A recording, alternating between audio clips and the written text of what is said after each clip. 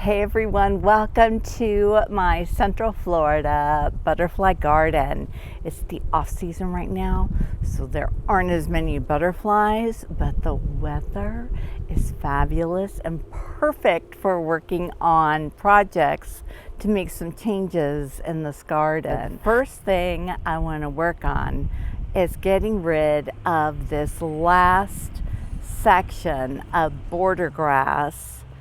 And so the whole walkway from the patio on down will have one side border grass and the other side the fence posts. I'm gonna get the fence posts from my tropical garden back by my garden chairs and eventually rework this space a little bit too. So this fence post is gonna be moving to my walkway.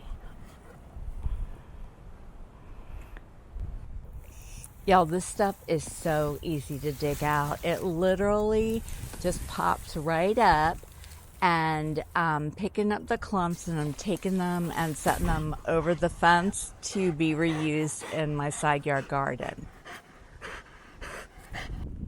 And you can see I'm halfway through here and it's already making a difference in making this garden space open up a little bit.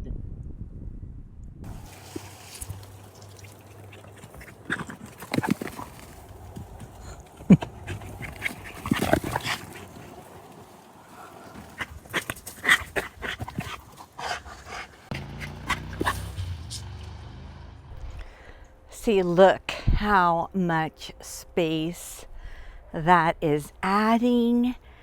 And, you know, I can work some of this back and get even more space to do, all kinds of Florida native wildflowers. I could put in the lyre-leaf sage, Stokes aster, of course, Starry Rosenweed, and just get it coming all along here. I love it. All right. Going to get rid of these last three clumps.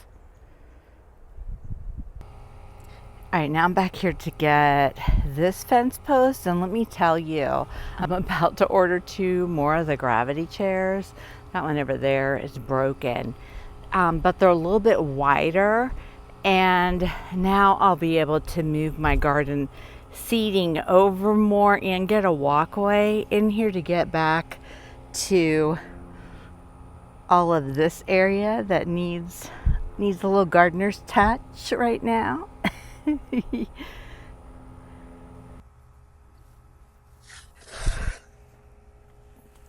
Fortunately, these posts are not that heavy and they're pretty easy to haul around. See, now look here from this end. Oh gosh, I love it. It's so much more open feeling. And then I'll go down to the other end, look back. See all the way down. I love it. And when I corner off this and get back into there and do like a curved edge, I'll have a whole another little planting section. It will be beautiful. I love it. Okay, but now I'm excited to go back where I took this fence post from. I want to move some of those pots over and see how much space I can reclaim. And some of the pots are going back to my work area. Yeah, there's several butterflies out with me. Little Gulf fritillary, zebra longwing. I love it. See, look at all that space right there. Oh my gosh. Okay, I'm gonna go order my chairs. Maybe they'll come in this weekend and I can show you the new look by Monday when this video is going up. Hey everyone, it's Saturday afternoon. I'm just coming out to check on the little caterpillar guys before we go run some errands. And they're getting bigger. Let's go see them. They are looking healthy and growing well. Look how cute. such sweet little guys. These are just the easiest caterpillars to raise. These are giant swallowtail caterpillars on wild lime cuttings. They host on plants and citrus trees, but they also host on rue, and wild lime is what works best for me, and it does really well as cuttings. And that's where I find most of the eggs also, in my garden on the wild lime. They're so adorable. The Polydama swallowtail eggs look the same. So I don't know. I don't think so, but we'll keep checking. Oh, and I did release a Polydama swallowtail. It closed, and I released it yesterday. Flew off right away.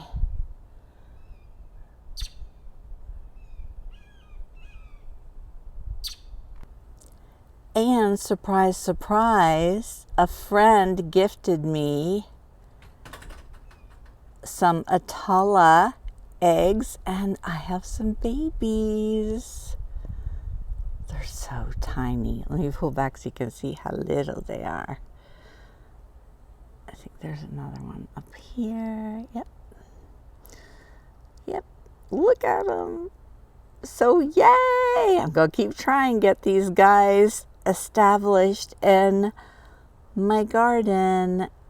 Munch away, little ones. This is Kunti, their host plant. These are Atala caterpillars. And this is what their eggs look like.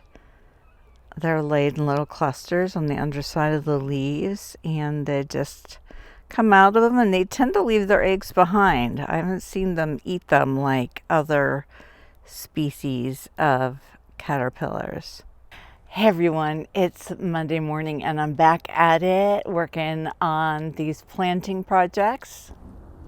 I'm gonna finish getting my potted Stokes asters in the ground here with the other ones, and some of the Starry Rosenweed. So we're just gonna fill in this little garden bed. Stokes asters typically bloom spring through summer, but they can bloom throughout the year, and that's what I'm going to try and get them to do by constantly deadheading them. So we'll see how that goes. They like moist, well-drained soil, full sun to part shade, and their gardening zones are 8A through 10A, and I am 10A, so that's perfect for me.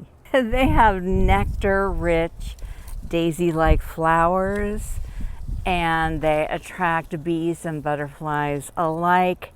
Wonderful Florida native plant to add to your gardens. And you'll know Starry Rosenweed is one of my absolute favorites. It can be a year-round bloomer if there's a mild winter. If the winter has a lot of cold nights, it will go dormant down to its basal leaves, but then it'll come back. Hopefully that's not going to be the case this year. It likes moderately dry to moist, well-drained soil, full sun to part shade. It is also zones 8A through 10A. Butterflies love this flower, as you can see in these photos I have taken. Just an incredible plant, Florida native, to add to your garden, to provide nectar for so many little living things. I love these.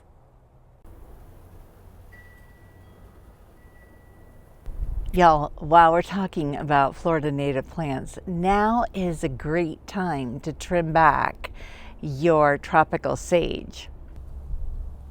At the base of my tropical sage, there are fresh green plants coming up.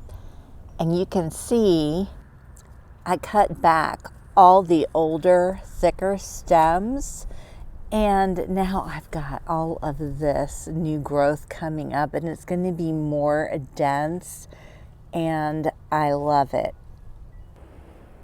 Down here in one of my nectar gardens, there is some that I still haven't done yet, so I can show you. See this one here? See how tall this is and how spindly and leggy they are? But look down at the base of the plant. There's all this fresh growth. So I've literally been going in and just cutting down the thicker, taller stalks. And then all this fresh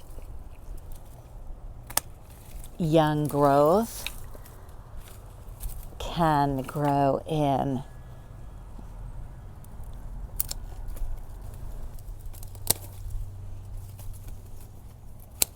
And now I just am left with this fresh young growth, and look, some of it's already going to be flowering soon. So that's something great to do if you have lots of tropical sage in your garden, like I do. Just cut it all down and leave the fresh new growth. You will be so glad you did. And let me show you what's going on over here in my milkweed sample garden. First of all, I covered my aquatic milkweed, and it's actually finally getting to grow back. Something has been coming and eating all the leaves off of it at night. So that's working. This is a Florida native milkweed, Asclepias perennis. And right beside it, y'all, look, my swamp milkweed. Look what's happening. It's growing back. There's two of them that have a little green growth at the base. They're not supposed to be growing back yet, but they are.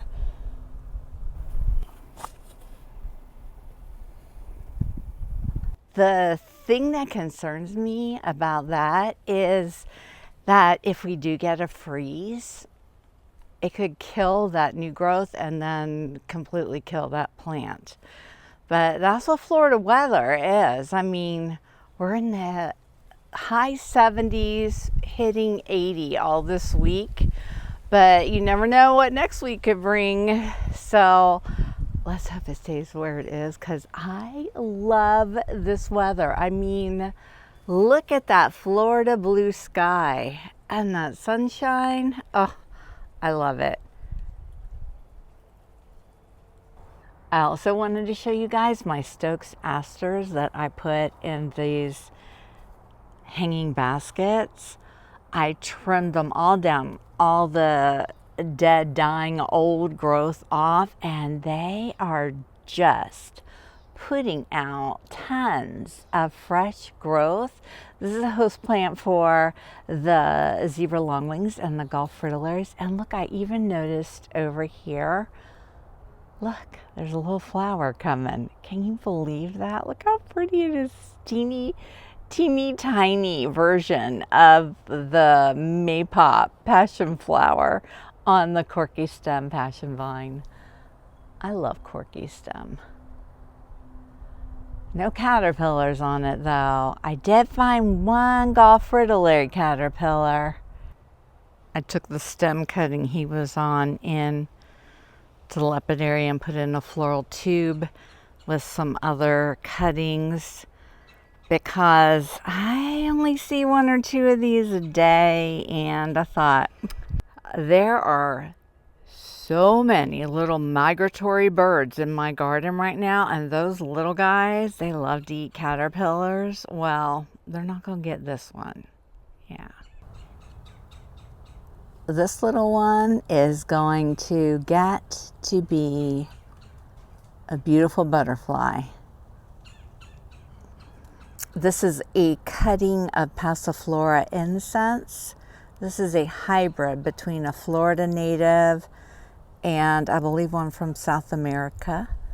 Does excellent for butterfly gardens because it grows fast and you have tons of leaves.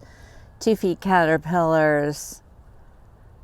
host to Gulf fritillary and zebra longwings and Julias if you're in South Florida. I don't get the Julias up here. I wish I did, but maybe one day. The Atalas came up here. Maybe the Julias will too.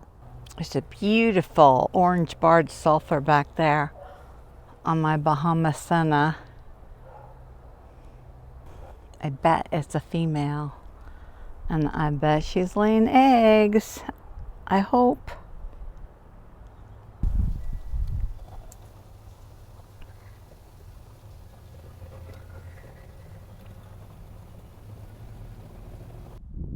Look, there's 3 eggs right there. Little white eggs. Yep, we'll take this cutting in. Yeah, look, I just found another little Gulf fritillary caterpillar. And this little guy's coming in too.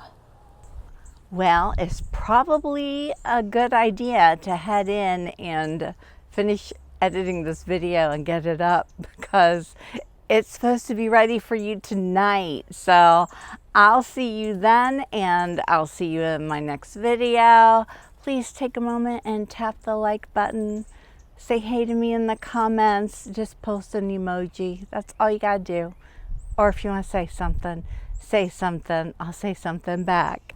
I hope y'all have a most fabulous Christmas, and there won't be a video on Christmas Day. Probably one more next week, and gosh, y'all, then it's gonna be the new year. Oh, I'm ready for spring. All right, bye everyone.